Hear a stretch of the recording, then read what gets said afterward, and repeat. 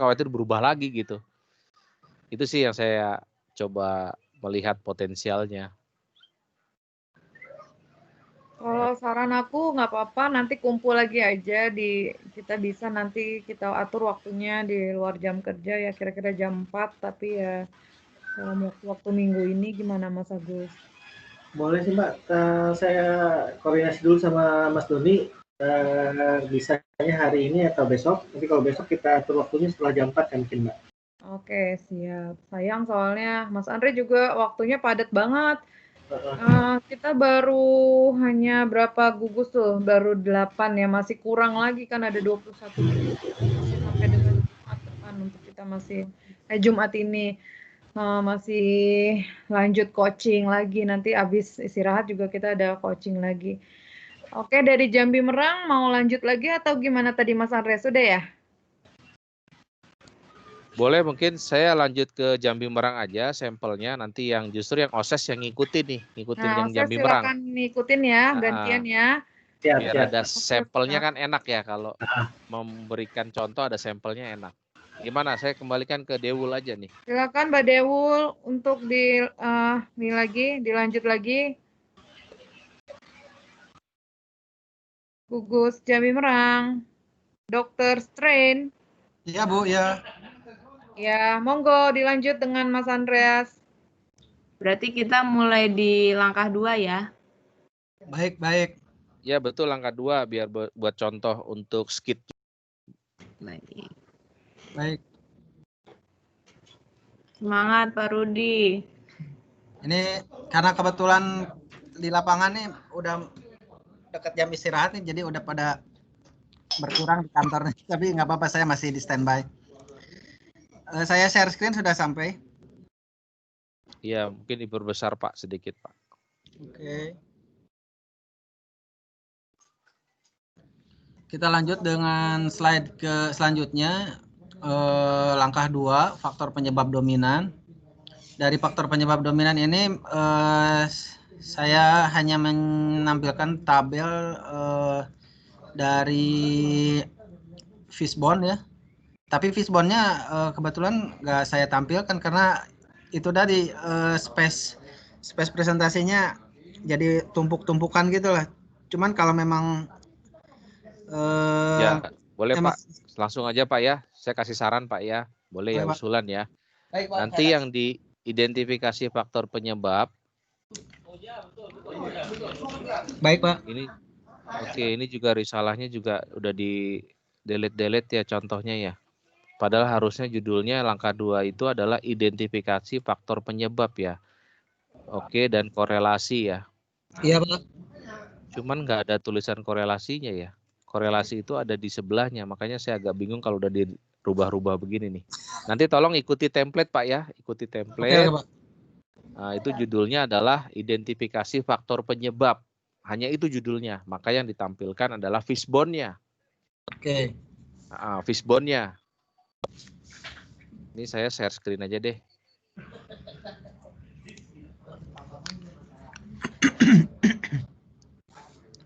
Nah ini Pak, harusnya nampilinnya seperti ini Pak. Jadi jangan dirubah-rubah gitu Pak ya. Sebelah kiri itu judulnya identifikasi faktor penyebab. Yang dimasukkan apa di sini? Fishbone. Fishbone dimasukkan. Kemudian kalau memang cukup nanti tinggal dijelaskan kesimpulannya di bawah bagaimana. Lanjut di sebelah kanan, korelasi masalah dan faktor penyebab. Yang dimasukkan apanya? Yang dimasukkan adalah tabel analisa sebab akibat dan uji korelasinya yang ada di langkah 2B. Tabel kalau nggak akibat itu yang penjelasan Fishbone kan Pak ya? Korelasi masalah itu Bapak lihat risalah sekarang di langkah 2B Pak. Ada tabel tuh, analisa sebab akibat. Ada?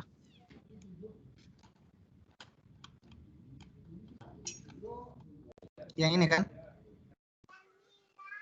Ya.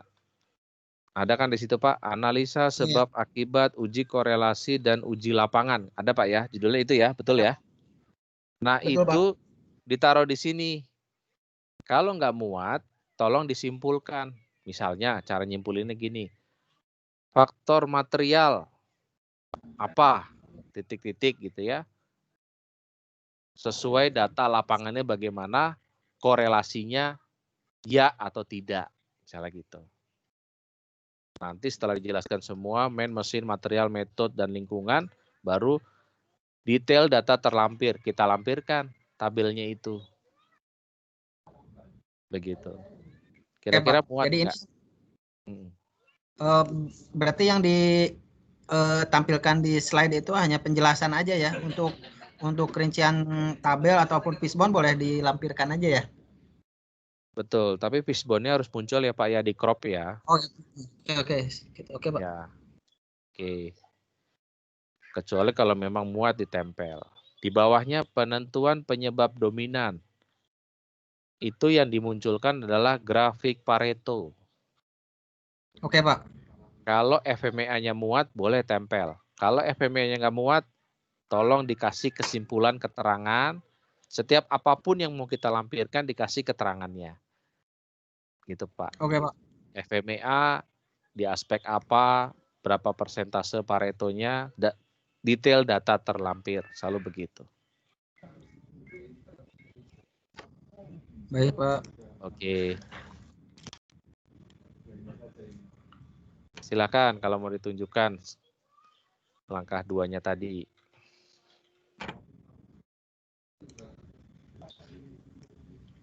Ini Pak.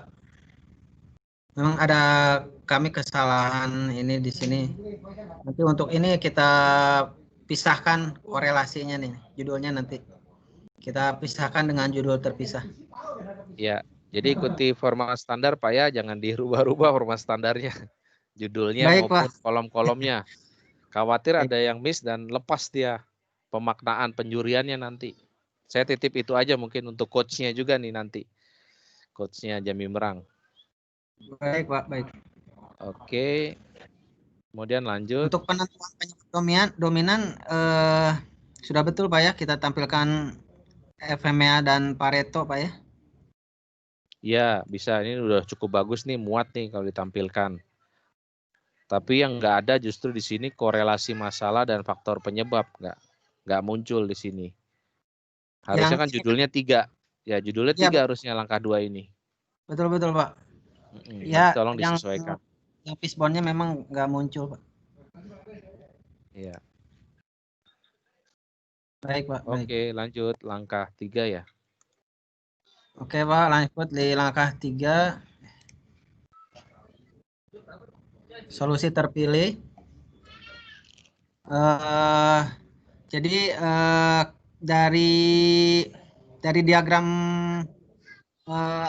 dari faktor penyebab dominan pada diagram Pareto sebelumnya tuh disebutkan bahwa aspek alat adalah yang tertinggi.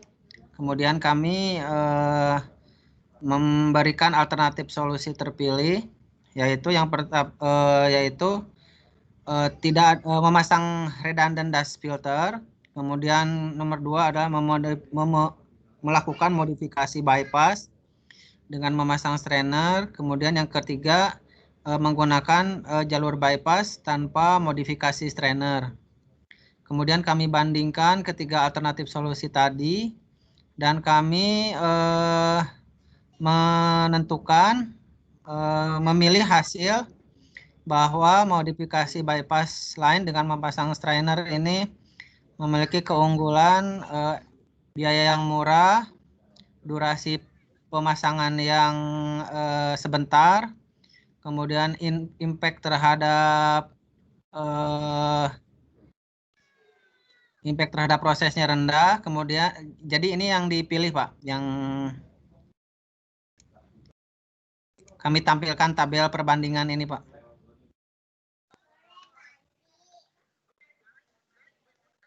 Ada komen Pak? Iya, komennya adalah untuk yang selected root cause itu, dan kalau kan judul dulu deh Pak, judul solusi terpilih itu tolong FTI proof I-nya di delete karena ini kan PC proof ya. Betul Pak. Oke Pak. Jadi tulisnya PC proof aja. Nah, oke. Kemudian ini kira-kira cukup nggak Pak perbandingan alternatif solusi ini? Kalau perlu didetailkan, silakan dituliskan selalu data terlampir. Kan kita di Risalah jauh lebih detail Pak ya, perbandingannya ya. Nah, silakan dilampirkan tuh. Karena ini yang dibandingkan hanya cost, durasi, dan effort aja. Padahal sebenarnya mungkin ada aspek lainnya juga yang dibandingkan. Yang dilampirkan itu data penunjang ini bukan Pak? Data penunjang kos itu bukan? Yang dilampirkan adalah tabel alternatif solusi langkah 3B di Risalah Pak. Itu tolong dilampirkan. Karena itu jauh lebih detail kita memilih alternatifnya. Oke Pak. Kemudian didesain di bawah, gambarnya si trainernya belum kelihatan. Ini baru flow proses. Karena jadinya jadi inovasi metode ya. Justru gambar desainnya si trainernya nggak kelihatan di sini. Gambar desain itu tolong ditambahkan gambarnya. Karena juri akan melihat alatnya, bukan prosesnya. Prosesnya lebih dilihat manfaatnya. Tapi alatnya mana nih? Gitu. Itu tolong ditunjukkan Pak. Di langkah 3C itu ada desain yang menunjukkan, coba dibuka di Risalah langkah 3C Pak. Saya mau lihat desainnya trainernya seperti apa ya.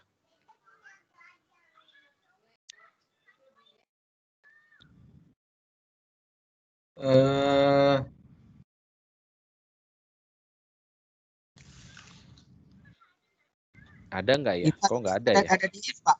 Ada di langkah. Harusnya di langkah 3C itu ada gambar desainnya Pak. Kalau gambar desain trainernya sendiri Pak Andreas itu ya memang belum kita lampirkan Pak di Risalah. Ya. Secara detailnya ya. Gambar detailnya belum. Tapi kita punya data sheet-nya gitu, trainer itu. Atau itu yang kita masukkan aja Pak? Yang dibutuhin gambarnya sih Pak. Karena kalau inovasi alat tuh pasti yang ditanya mana gambarnya. Mana gambar dimensinya. Gitu sih Pak. Dan ukuran-ukurannya misalnya gitu ya.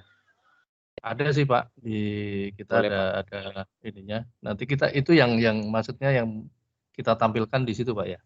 Iya, ditampilkan di slide tadi itu Pak. Di slide Slide itu flow ya. prosesnya, mungkin flow prosesnya itu dikecilin aja. Tapi gambar trainernya yang digedein. Supaya kelihatan kita menciptakan alat ini loh sebenarnya. Iya.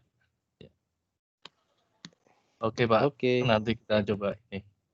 Oke Pak.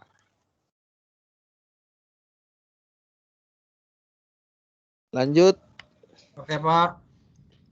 Ke kanan atas.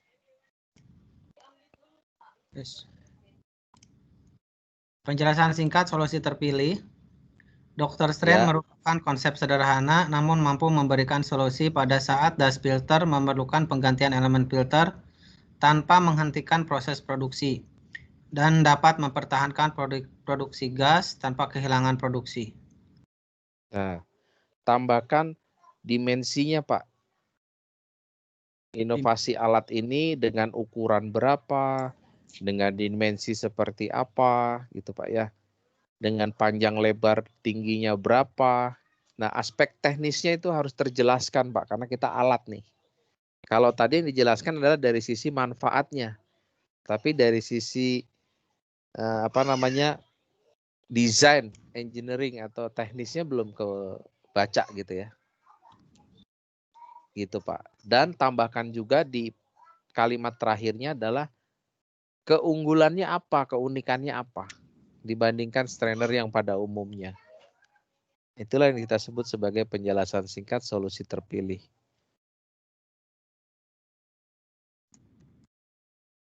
Baik, Pak. Oke Pak Andreas, nanti kita baik Pak. Brainstorming dengan tim. Ya, saya lihat di sini fontnya masih bisa diturunkan, jadi sepertinya muat lah nanti penjelasan 3 hal tadi, 3 poin tadi. Lanjut ke referensi standar. Ya, ini saya lihat dibuatkan dalam bentuk cropping begini ya nggak apa-apa. Kalau makan tempat ya tinggal dibuatin bulleting. Tapi ini kalau cukup nggak apa-apa. Yang penting terbaca ada referensi internal dan referensi eksternal. Nah, ini saya lihat hanya eksternal saja, internalnya nggak ada nih. Masa kita membuat desain itu tidak mengacu ke prosedur engineering-nya siapa misalnya gitu ya. Itu barangkali perlu dimasukkan. Referensi standar internal dan eksternal. Oke, berarti nanti seperti datasheet trainer yang dari owner spec itu bisa kita masukkan, Pak ya? Betul, Pak. Itu harus dimasukkan karena itu spek awalnya dari sana desainnya. Iya. Oke. Lanjut ke validasi internal atau eksternal. Harus dipisah nanti jadi 2 balet aja. Validasi internal oleh siapa saja termasuk MOC. Validasi eksternal siapa saja dari pihak atau instansi mana aja kalau ada.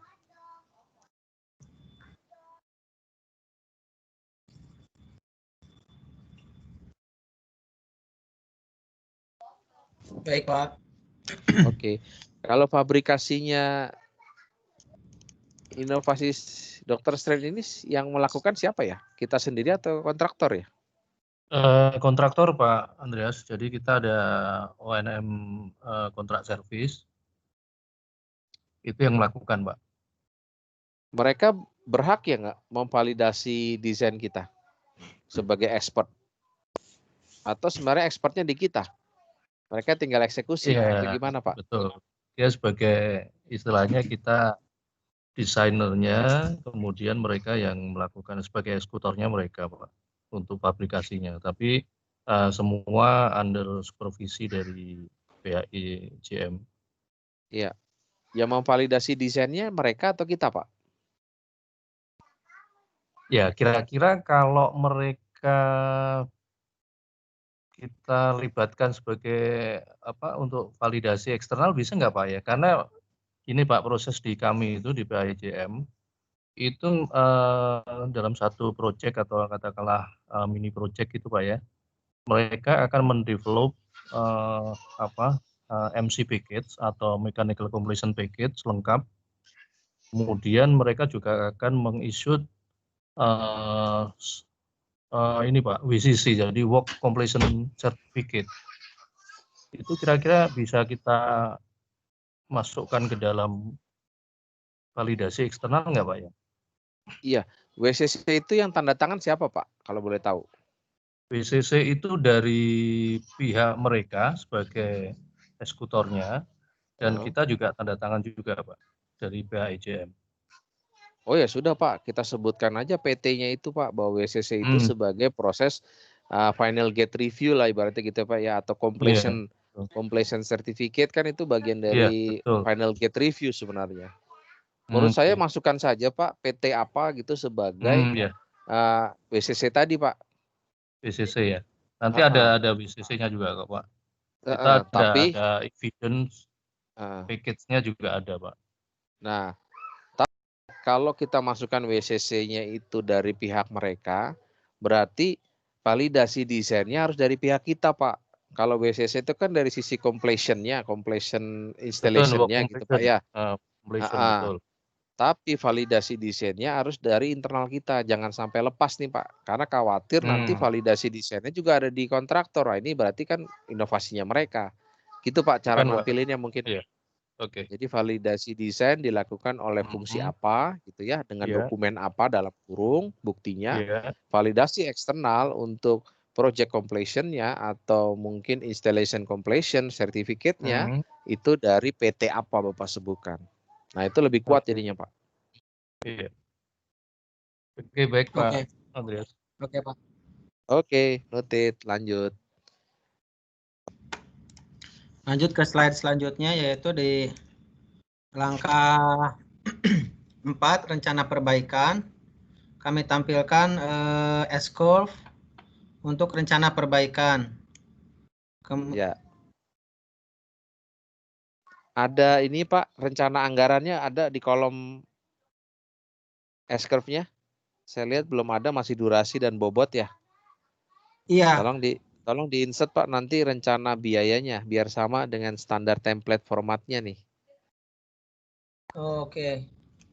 Iya. Rencana biayanya ya.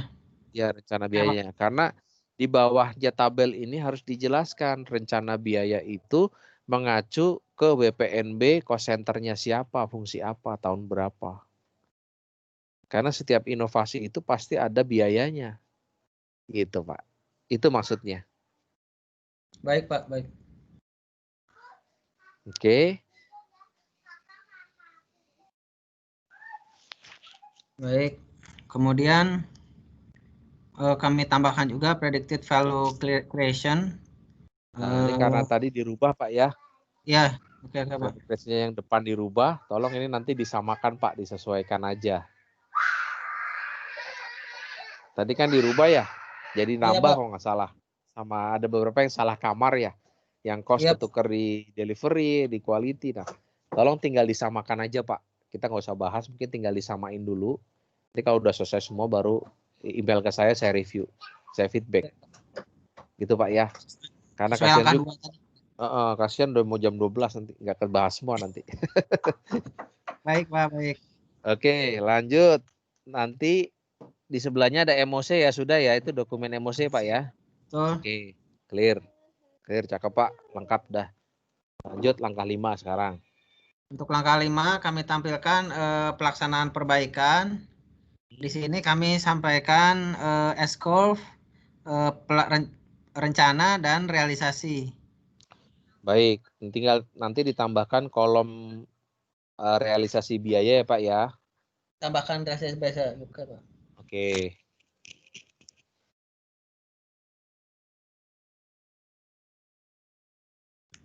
Jika ternyata realisasi biayanya ada efisiensi terhadap rencananya, boleh Bapak jelaskan di bawah tabelnya itu untuk sebagai penguat. Ada proses efisiensi ternyata. Atau ada percepatan waktu karena saya lihat di S-curve-nya itu ada gap tuh warna biru dengan merahnya. Itu boleh dijelaskan. Kenapa bisa ada proses percepatan. Dan di kolom kanannya itu harus ada gap finding dan gap solving. Coba dilihat di format standarnya, Pak. Karena kalau terjadi gap seperti ini antara S-curve rencana dan realisasi, dia harus diisi. Pokoknya ikutin tabel 5W2H-nya di langkah 5A, Pak. Itu udah lengkap sekali tuh. Tinggal pertanyaannya kalau nggak muat, ya tinggal kita lampirkan.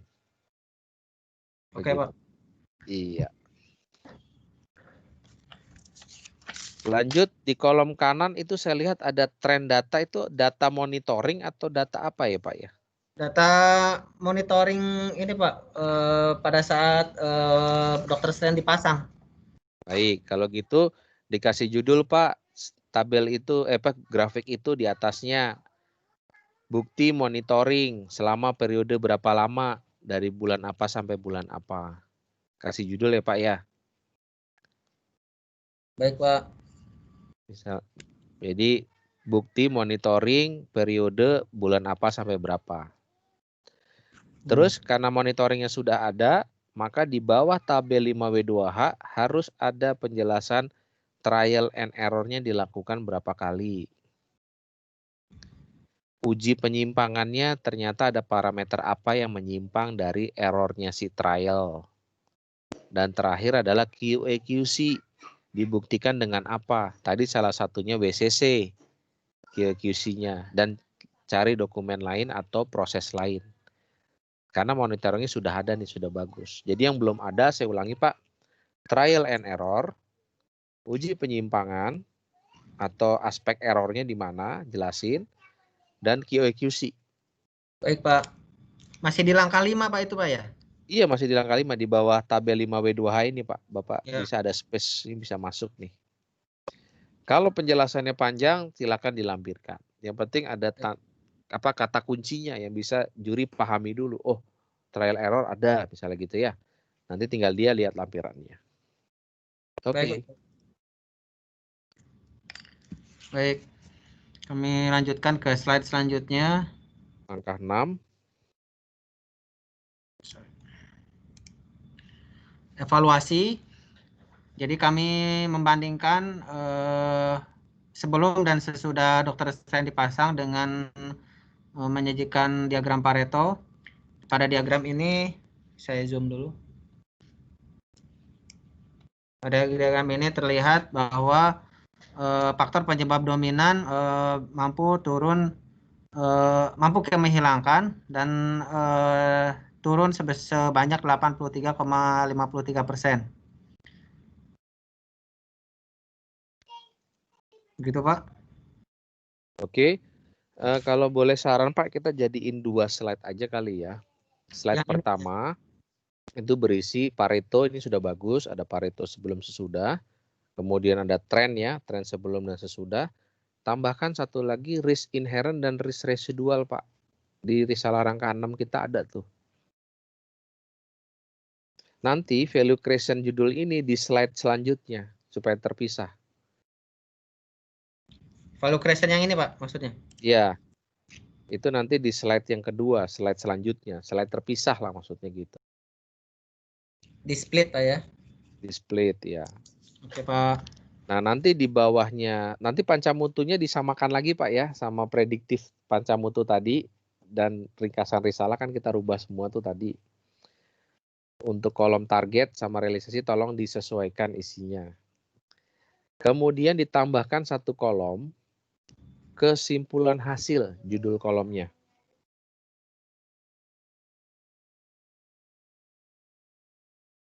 Kesimpulan hasil di sini Pak ya? Iya, tambahin kolom di kanan Pak. Baik Pak. Kesimpulan hasil ini membandingkan atau gimana Pak maksudnya? Membandingkan, jika ada realisasi yang melebihi target, Bapak kasih keterangan melebihi target. Jika targetnya gitu. sama dengan realisasi, dikasih keterangan sesuai target. Bisa lihat contohnya, apa ya, dulu ada gugus dari Jambi Merang yang bagus tuh, Ultracore. Iya Pak. Ultracore menampilkannya begitu tuh. Karena itu menjadi kesimpulan buat juri gampang menilainya. Daripada juri harus membaca semua angkanya, lebih baik to the point aja. Ini melebihi, beyond compliance, atau hanya compliance. Begitu ya. Baik Pak. Nah, nanti di bawahnya, tabelnya Pancamutu ini dituliskan total value creation real-nya berapa. Dan proyeksi berapa dan potensi berapa. Itu ada di risalah langkah 6.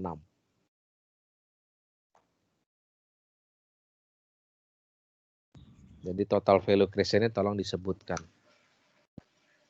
Baik Pak. Saya catat. Oke. Oke, lanjut ke slide selanjutnya di langkah 7, standarisasi. Standarisasi, nomor dan nama STK hasil perbaikan adalah TKI nomor 003 PJM 360 2020 mengenai tata kerja individu atau TKI penggantian filter elemen, serta TKPA nomor 003 PJM 351 2019 mengenai pengoperasian jalur bypass das filter sistem SK30. Ya, tolong dikasih tanda kurung tadi mengenai perawatan ya. Oh, baik, perawatan perawatannya itu di TKI yang TKPA-nya. Terus kemudian ditambahkan balet mengenai sosialisasinya sudah dilakukan. Silakan nanti dilampirkan. Nah, kita kasih keterangan aja sosialisasi sudah dilakukan pada tahun berapa, data terlampir. Satu lagi, TKI dan TKPA ini tersimpan di dokumen kontrolnya siapa dan di mana. Tolong disebutkan. Oh iya Pak. Ya, mungkin punya share folder atau punya dokumen kontrol. Nah, silakan disebutkan. Jadi ada 4 balleting nanti. Lanjut di bawahnya knowledge sharing atau sharing knowledge. Untuk maraton knowledge sharing yang dilakukan kemarin Oktober kayaknya belum dimasukkan di sini. Oke. Ditambahkan juga sosialisasi STK-nya. Kan ada buktinya biasanya sosialisasi 2 STK di atas tadi ya. Iya, ada. Nah, itu oke, baik. Lanjut potensi replikasi. Kalau bisa dibagi menjadi 3. Sudah direplikasi di mana, sedang direplikasi di mana, dan akan direplikasi di mana. Kalau ada 3-3-nya bagus. Tapi kalau tidak ada 3-3-nya minimal ada 2 atau 1 paling ya. Supaya kelihatan nanti 2 ya. Oke, boleh. Yang di Jambi Merang doang kan Pak ya? Apa di kalau AP lain sih belum ada komunikasi ya? Ya intinya akannya itu kan bisa kita berikan gambaran Pak bahwa Dr. Strange ini bisa direplikasi di industri apa aja sih kemungkinannya. Itu juga bisa sebagai akan, sebagai kategori akan. Baik Pak. Misalnya selain di Jambi Merang bisa di Tomori ya kan, yang prosesnya mirip-mirip sama kan. Betul Pak. Bisa juga mungkin di mana ya? Di kopi misalnya gitu, bisa nggak, mungkin nggak ya? Nah, silakan nanti diceritakan tuh yang terutama yang akan ya, karena yang akan ini sifatnya adalah kemungkinan, potensi, karena judulnya adalah potensi replikasi Pak. Baik Pak. Lanjut, potensi komersialisasi. Itu bisa kita bagi dua. Kalau perusahaan lain mau membeli inovasinya Dr. Strange, membeli metode dan alatnya, mau dihargain berapa paketnya? Bagaimana caranya menghargai paket harganya? Dari perhitungan biaya. Kita membuat Dr. Strange dalam satu proses itu biayanya berapa? Katakanlah 10 juta gitu ya. Ditambah mungkin ada hak cipta dan paten, biayanya masuk di situ. Akhirnya kita bisa declare bahwa kita mampu menjual inovasi Dr. Strange sebesar 17 juta misalnya. Sudah sama profitnya, bisa ambil 10%. Termasuk mungkin ditambah jasa konsultasi, tambah jadi 20 juta. Misalnya begitu. Itulah bagaimana kita bisa menghargai kekayaan intelektual kita dalam membuat inovasi Dr. Strange dengan angka rupiahnya. Kemudian dari sisi lain, komersialisasi dari sisi manfaat. Kalau tadi dari sisi penghargaan terhadap kekayaan intelektual ya, keluarlah angka harganya berapa. Kalau dari sisi manfaat, itu adalah ditinjau dari ekonomis. Bahwa Dr. Strange tercipta dengan memberikan revenue perusahaan berapa. Karena kita tetap bisa mendelivery gas sales kita ke customer. Nah, berapa nilainya itu revenue perusahaan yang masuk dalam periode bulan apa sampai berapa. Itulah yang kita sebut komersialisasi. Oke Pak. Jadi kalau diterapkan ke perusahaan lain, kurang lebih perhitungannya sama, mirip-mirip. Dr. Strange bisa membantu memberikan revenue perusahaan berapa banyak. Begitu. Bisa di copy? Iya Pak. Ya betul Baik. Pak. Silakan nanti brainstorming Pak. Dengan tim untuk mengeluarkan 2 data itu, 2 balloting itu. Itu harus 2 Pak ya? Ya pilih salah satu atau bagusnya dua-duanya ada. Karena saya lihat potensinya dua-duanya ada. Baik Pak, baik. Sayang kalau cuma satu dimasukkannya gitu. Baik. Karena orang lain perusahaan lain nunggu-nunggu loh Pak, ini Dr. Strange ini kalau dijual di pasaran berapa harganya. Kan baik, gitu Pak. Ya. Oke. Baik Pak. Kemudian potensi paten udah ada bagus analisanya. Oke. Dengan kata-kata cukup Pak ya? Ya cukup karena sifatnya kan potensi. Judulnya kan potensi itu Pak. Iya Pak. Bukan berarti kita harus punya paten sekarang, enggak. Tapi Dr. Strange bisa nggak kita pastikan ke depan bisa berpotensi paten? Bisa. Apa alasannya gitu maksudnya Pak?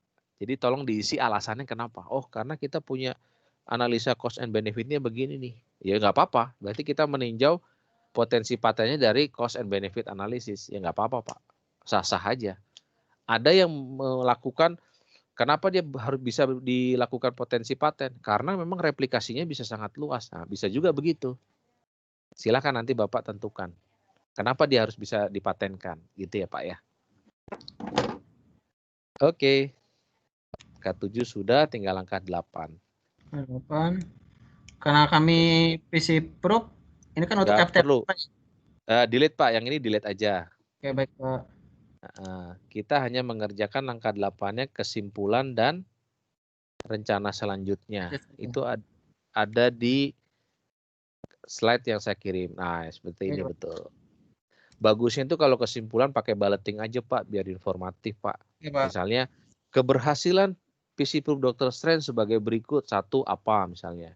Revenue, 1, 2 produksi, 3 shutdown, 4 tambahkan yang lainnya kelebihan-kelebihannya. Oke, Pak. Rencana selanjutnya silahkan ini mau diterapkan di mana misalnya gitu ya. Kemudian mau dikembangkan lagi menjadi desain yang berbentuknya seperti apa, silahkan monggo, itu bebas-bebas aja. Demikian mungkin. Ini sistemnya balloting juga Pak ya? Boleh balloting juga Pak, karena kalau nggak balloting Rencana agak susah Pak bacanya. Biar simple Pak ya. Biar Iya. simple. Betul, betul. Baik, Pak. Gitu Pak. Itu slide terakhir yang 12. Terima kasih ya. Oh ya, oke. Sip. Begitu Pak, mungkin masukan dari kami, mudah-mudahan sampai tanggal 20 bisa diselesaikan. Baik, Pak. Nanti setelah tanggal 20 kita diskusi mengenai konsep presentasinya gitu ya. Karena ini udah mau jam 12 juga. Nanti mengenai konsep presentasi, bagaimana cara membuatnya, mohon dapat dilihat materi coaching yang sudah saya share ke Bapak-bapak sekalian. Baik, Pak. Begitu. Di situ ada 7 poin tips and triknya. Bagaimana cara menyajikan. Nanti saya feeding juga ke coachnya ya, ada Mas Aldila, ada Mas Firman, Mbak Debul ya. Nanti saya akan feeding ke beliau juga supaya bisa mendampingi Dr. Strain. Demikian mungkin dari saya. Pas nih jam 12.